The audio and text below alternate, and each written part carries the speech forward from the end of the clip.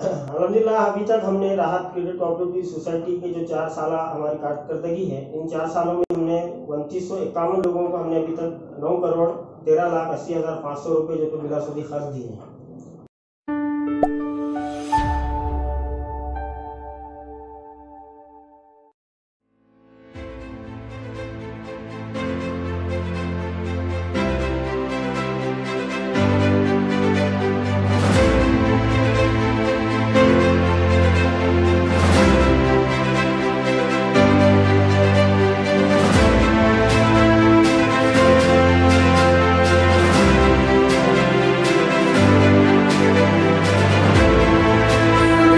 तमामी लोगों को मेरा सलाम अलैकुम। मैं मोहम्मद मुफस्सिरुद्दीन दानिश।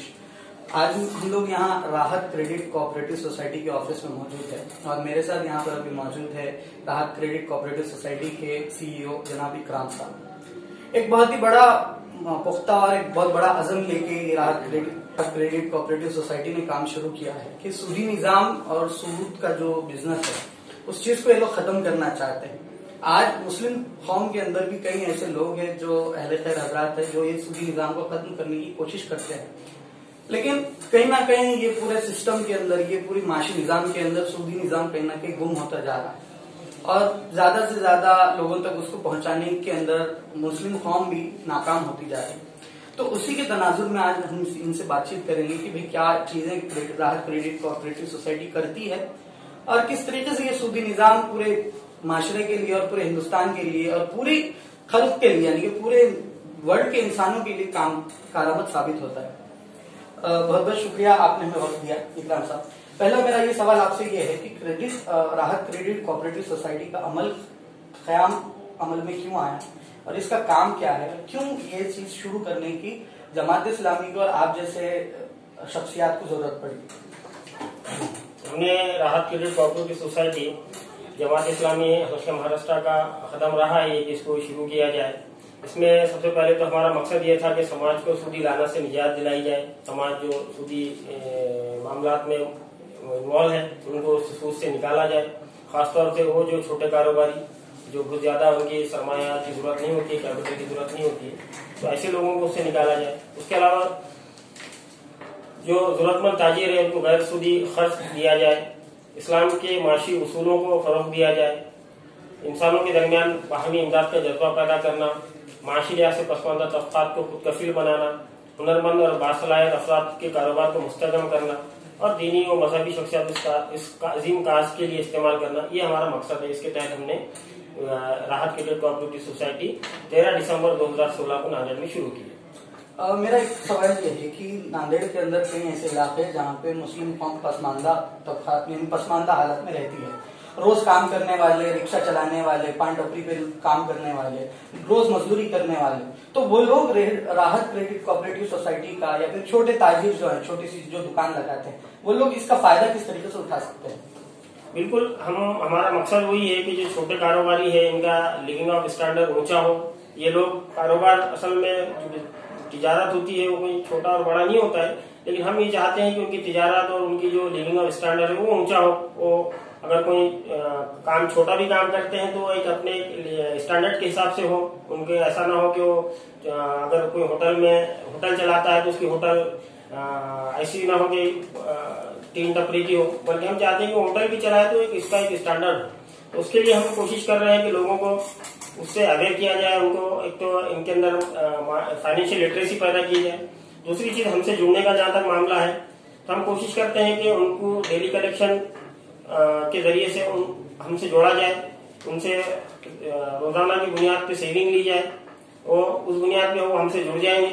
उसके अलावा जो पहले तो हमारी कोशिश ये होती है कि उनका पैसा उन्हीं के इस्तेमाल में आए ताकि वो सेविंग करते रहे, जायद अमाउंट जो उनके पास आता है, और माहाना कभी भी उनको जरूरत हो उनके पैसे की तो हमारे पास हम माहाना पैसे विड्रॉल करने की फैसिलिटी हम देते हैं। उसके अलावा भी अगर वो चाहते हैं कि अपने कारोबार को मुस्तहकम करने के लिए, आगे बढ़ाने के लिए अगर कुछ उनको पैसे की जरूरत होती है तो हम कर्ज वगैरह देकर भी जो तो उनकी जरूरतों को पूरा करने की कोशिश करते हैं।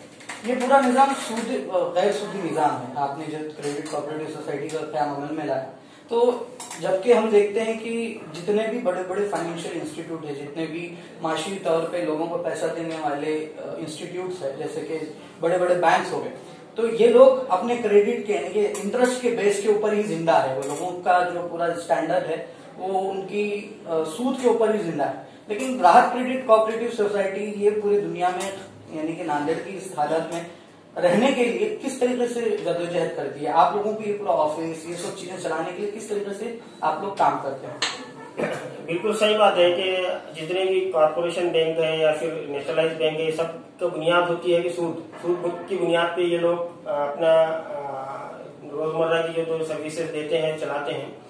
तो हम पहला तो हमारा चीज ये आप पे वाजे हो कि हमारा मकसद लोगों का खून चूसना या हम प्रॉफिट में आए या हम जो तो प्रोफेशनल बुनियाद पे या कमर्शियल बुनियाद पे काम करें, हमारा ये मकसद नहीं है। हम चाहते हैं कि लोगों को सर्विस दी जाए और बेलौस दी जाए, बगैर कोई मुनाफे के, बगैर कोई फायदे के लोगों की खिदमत की जाए, लोगों का जो तो जरूरतों को पूरी की जाए। ये हमारा जज्बा है। इस जज्बे के तहत हम काम कर रहे हैं। लेकिन जहां तक जज्बे का ताल्लुक है, जज्बे के अलावा ये चीजों को चलाने के लिए, पूरी सिस्टम को चलाने के लिए, रन करने के लिए कुछ ना कुछ अखराजात लगते हैं। उसको पूरा करने के लिए हम बहुत छोटे पैमाने पे सर्विस चार्जेस लेते हैं। वो भी मतलब बहुत मिनिमम सर्विस चार्जेस होते हैं। अगर हम किसी को 30,000 का लोन देते हैं तो 700 रुपए हम सर्विस चार्ज लेते हैं। उनको 10 महीने का वक्त दिया जाता है अदा करने के लिए, और उसकी बुनियाद पे वन टाइम सर्विस चार्ज है तो 700 रुपए हम लेते हैं। तो ये जो सर्विस चार्जेस हमको आते हैं, इसी पे हम जो तो हमारे अखराजात निकालते हैं। उसके अलावा जो NFR हजरात होते हैं, जो इस कॉज में अपना माल लगाना चाहते हैं, अपने सलाहियतें लगाना चाहते हैं, उनसे हम डोनेशन वगैरह भी जो तो वसूल करते हैं ताकि हमारे अखराजात कंपनसेट हम कर सकें। अभी तक कितनी अमाउंट आपने जो है सो इंटरेस्ट के कितनी अमाउंट आपने अभी तक लोन के तौर पे दी है लोगों को आपको? और एक बात ये होती है कि अगर इंटरेस्ट फ्री लोन है तो उसका रिकवरी का जो है सो मसला बहुत ज्यादा होता है। लोग रिकवरी करने में परेशानियां बहुत ज्यादा साबित होती है। तो आपने कितनी अमाउंट अभी तक दी है और रिकवरी के अंदर आपको कुछ परेशानियां होती है?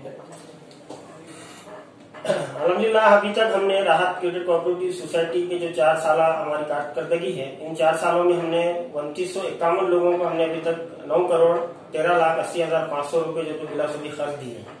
और जहां तक रिकवरी का मामला है, हम देखते हैं, हमको हमारे तजुर्बात ये बयान करते हैं, हमारे तजुर्बात ये हमने देखा है, हमारा ये ऑब्जर्वेशन रहा है कि जो लोगों को भी हम बिलाशुदी खर्च देते हैं, बिल्कुल बहुत छोटे पैमाने पे हॉकर्स को हम देते हैं, छोटे कारोबारियों को देते हैं, तो हमारे पास अभी तक हमको रिकवरी का कोई बहुत ज्यादा दिक्कत नहीं है। ये लोग बहुत ईमानदार होते हैं, बहुत ईमानदारी से। आप अंदाजा कीजिए कि अगर कोई सूद से पैसे लेते हैं 10,000 रुपए, तो उनको 13,000 रुपए 15,000 रुपए उनको भरना होता है और वो बराबर भरते हैं। लेकिन यहाँ पे ऐसा है कि अगर 10,000 रुपए हम लोन देते हैं तो 10,000 के ऊपर हम 300 रुपए सर्विस चार्ज लेके 10,000 रुपए से वसूल करते हैं। तो ये उसके लिए देना बहुत आसान हो जाता है। तो हमको अभी तक रिकवरी में दिक्कत नहीं आई। उम्मन हमारे जहन में ये बात होती है कि लोग पैसा लेते हैं और अदा करने के सिलसिले में संजीदा नहीं होते। लेकिन हमारे ऑब्जर्वेशन ये रहे हैं कि ये जो छोटे कारोबारी है, जो रोजमर्रा अपना काम करते हैं, उनके पास कैपिटल बहुत ज्यादा नहीं होता है, तो ऐसे लोग बहुत ईमानदारी से लेते भी हैं और बहुत ईमानदारी के साथ उसको अदा भी करते हैं ताकि दूसरी बार लेने का उनको मौका बरकरार है। तो रिकवरी में अल्हम्दुलिल्लाह हमको अभी तक कोई दिक्कत नहीं है। मेरा एक सवाल आपसे ये है कि जो लोग हैं उनसे आप किस तरीके से अप्रोच होते हैं, उनको राहत तक किस तरीके से लाया जाता है?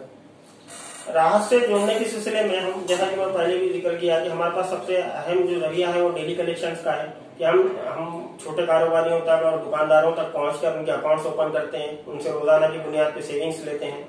एक जरिया है। दूसरा, बहुत से लोग हमसे यहाँ सोसाइटी पे रास्ता आकर भी हमसे जुड़ते हैं, सेविंग अकाउंट वगैरह खोलते हैं। उसके अलावा भी हमारे अभी तक जो मेम्बरान की तादाद है हमारे सोसाइटी से, जो लोग बाकायदा मेंबर बन के जुड़े हुए हैं, वो 6,308 है।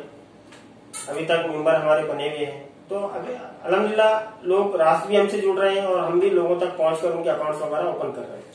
6,000 मेम्बरान की आपकी तादाद है, ये जो कि बहुत बड़ी बात है कि कोई भी क्रेडिट कोऑपरेटिव सोसाइटी को चलाने के लिए इतने मेम्बरान जो है सो अपना हर चीज लगाने के लिए तैयार।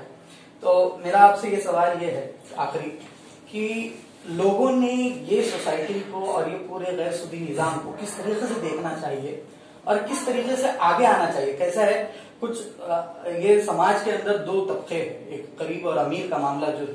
तो अमीर लोगों ने भी जिस तरीके से, जिनके पास पैसा है, वो लोगों ने भी इसको किस तरीके से देखना चाहिए, किस तरीके से आगे आके इसके अंदर कॉन्ट्रीब्यूट करना चाहिए?